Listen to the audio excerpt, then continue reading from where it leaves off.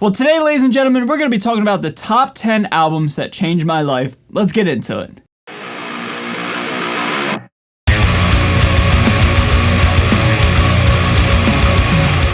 So what is going on, everybody? Thank you so much for joining me for today's video. My name is Ray. I'm a guitar player here on YouTube, and I'm so excited to do this video. I can barely speak. I'm excited for a couple reasons. One, I get to talk about the albums that shaped me and molded me into the man that I am today, if I could be so dramatic. But also, two, I'm actually collabing with another channel that I look up to right now. This channel I've been following ever since the infancy when it had under 4,000 subscribers, and now it is just at about 60,000, give or take. And it's not a guitar channel. It's actually a movie/music/gaming review channel. That channel is Cody Leach. Cody has become a great friend here on the internet, and I am so honored to be collabing with him. I actually did his intro music about like 6, 7, 8 months ago. So anyway, just become a really great friend, and I'm honored to do collab with him. I'll put a link down below to his channel as well as a link to his video, his ranking. So after you're done watching my video, you can head on over there, tell him Ray sent you, and just subscribe to his channel, give him some love. I'm a huge horror fan, and I'm wearing, you know, some merch accordingly. But anyway, I don't know why I did that weird dance. Anyway, let's get on into my list, alright? No honorable mentions. Starting off with number 10 is the most recent album on this list, and that is 2019's We Are Not Your Kind by Slipknot. Now you might be asking, how can that album change your life when it's like brand new and it wasn't that long ago? Well, brand new. Well, ladies and gentlemen, I truly believe that album is the reason why I I don't even know how to describe it. That album was the catalyst to me getting my big break, we'll call it.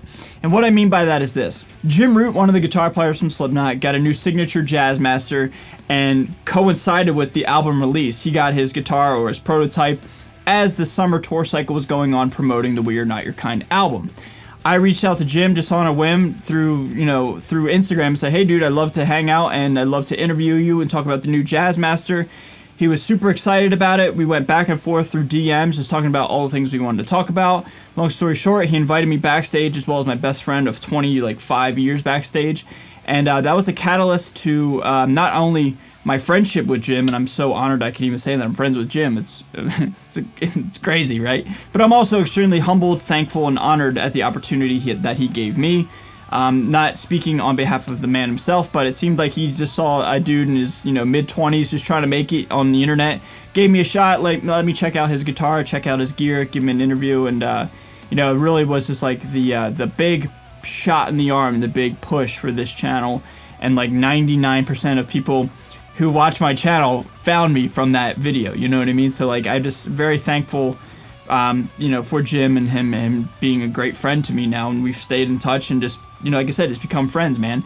Anyway, that album, the We Are Not Your Kind album, had that cycle not have happened, I think this channel would still go the way it was going, on the trajectory that it was going, but I certainly think that album really helped me, and I have to really specifically thank Jim for, just allowing me to, get that nice boost and that nice, just like I said, shot in the arm. So, We Are Not Your Kind. I didn't even talk about the album. The album's great too, but We Are Not Your Kind is just that whole era of the band of Slipknot just really means a lot to me. Number 9, Absent by Meshuggah. Has Bleed on it and Dancers to a Discordant System. Do I really need to say anything else? In all seriousness, man, I love that album because of those two songs, but I think that album really is the reason why I play in drop F. Now, the album itself is an F standard on an H string, but I just love the growl and the snarl of that low F note. And, just learning Bleed after 7, 8 months of trying to get it down as clean as I could back in the day.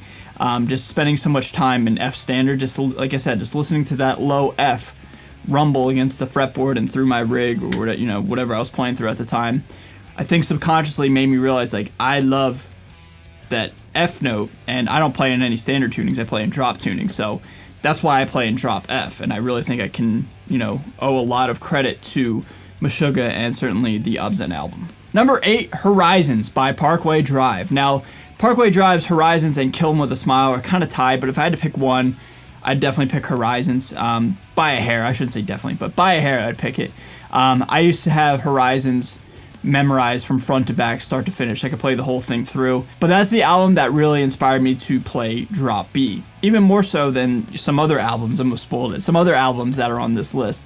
Parkway Drive's drop B sound is really, what made me kind of dive into more, lower tunings, heavier tunings back when I was a young teenager. So, like I said, Killing With a Smile and Horizons certainly inspired me to do that, but Horizons I think is just a better overall album.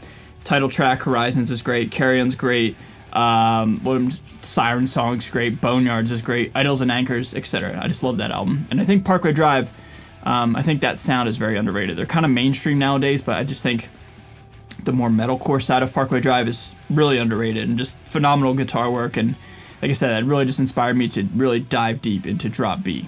Number 7, Iowa. I was a little kid in Pennsylvania, man, when I heard Iowa when it came out, dude. It frightened me, but in a good way. It was like a car crash. And, I really can vividly remember listening to People Equal Shit in my front yard with my portable CD player at the time. And just like freaking out as a little kid. Like, I couldn't believe how awesome it was. And, really just, it's an iconic classic album. What else could I say? It's just heavy, gross, disgusting, amazing. It's just certainly molded my my musical taste, we'll say that. Number 6, Hybrid Theory. Now, this is when I was a little boy. I was like maybe 7 or 8 when Hybrid Theory came out. I think I was 7 when it came out. And I didn't buy this album because I had no money. I was 7 years old in like 1st or 2nd grade. But this was like the beginning of like having my own album. You know what I mean? My own music. Because I had listened to my dad's music, my mom's music. But now, like, this was, like, something new and fresh, and this was mine. My parents didn't like it. I liked it. You know what I mean? So, like, having that album, it just, like, I don't know. I felt like I was discovering something that nobody in my immediate circle knew about. And it was like, this was my music, and I was very protective of that CD, and I still have it to this day. And that's, again, an iconic classic album. Hybrid Theory is amazing. Keeping the theme of my music, number 5 is the Chocolate Starfish Hot Dog Flavored Water. I think it's funny how Limp Bizkit's kind of like cool now. It took them like 25 years to get cool and not hated by the masses, generally speaking. But like, I just remember just being, again, a little kid, man, listening to this like on the school bus on the way to elementary school. And just thinking like, I should not be listening to this right now. This is pretty, this is pretty insane. And I still, I had hardly an idea what they were talking about, but I had enough cognitive ability to put 2 and 2 together. Like, this is not what my peers are listening to when we're learning how to add and subtract and color within the lines in elementary school. So, it changed my life in the sense that, again, it's like, this is my music. I've been a diehard Limp Bizkit fan ever since, man. I don't care what anybody says. Chocolate Starfish and Significant Other are amazing. They certainly kind of really aren't doing much with new material anymore. I mean, Gold Cobra was okay, but that's just like an amazing album. And I think at the time it broke a record for like fastest to, a platinum album, beating like Pearl Jam's 10, if I got that correct. Just like blew up. And this is the time when MTV, still played music videos. And I remember seeing Rollin' and My Generation and My Way and, all those awesome videos. It was a really cool time for me and a really special, moment of my childhood, of my youth. So definitely had to put that one on this list. Number 4 is Slipknot's self-titled album. You know what it would be on here, right? This album is, it was funny, man. It's a funny story. So I actually stole my copy from my stepsister. I don't think she knows this, but I'll return it if she wants it. But I remember she had it in her room, and it was in like a rack of CDs, and it was facing the hallway. And every time I'd walk by in the hallway and look into her room, it would stare at me. Like that scene in Step Brothers where Will Ferrell looks at John C. Reilly's drum set, and the like Hell's Choir plays like ha, ha, ha, ha, ha, or whatever.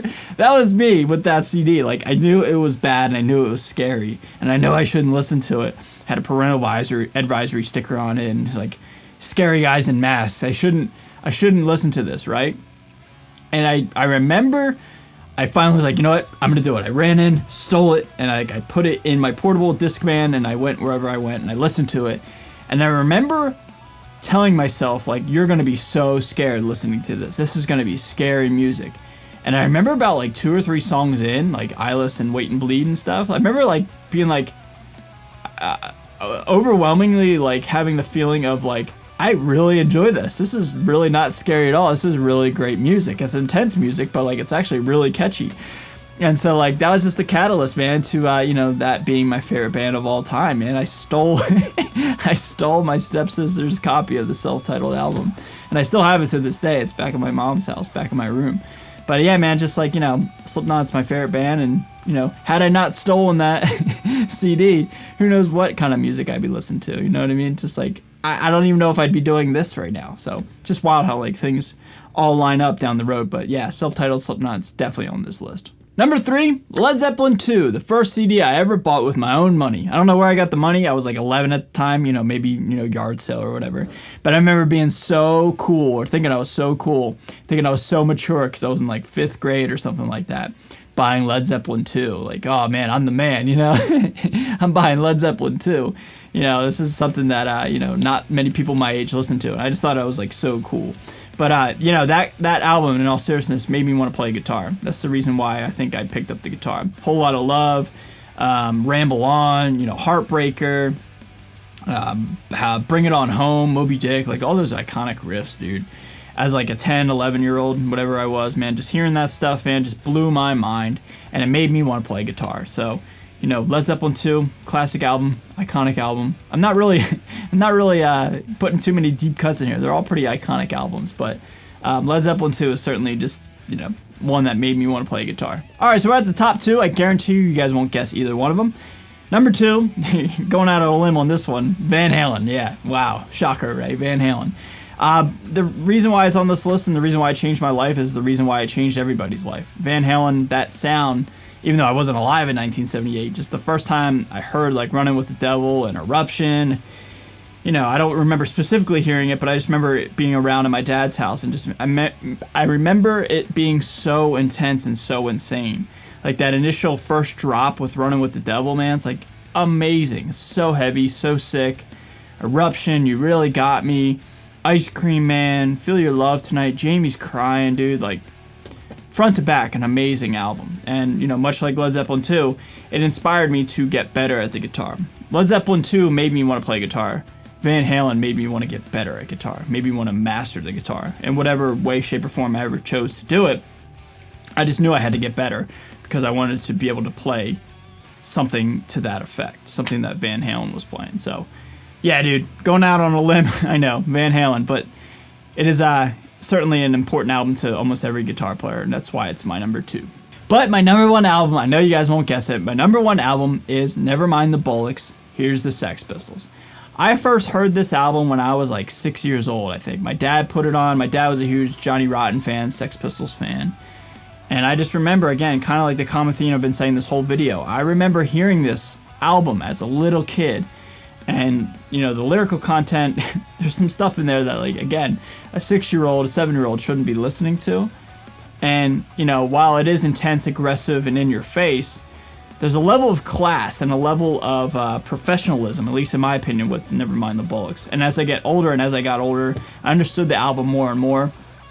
And, you know, for a bunch of punks that could barely play their instrument, it's actually a really intelligent album, in my opinion.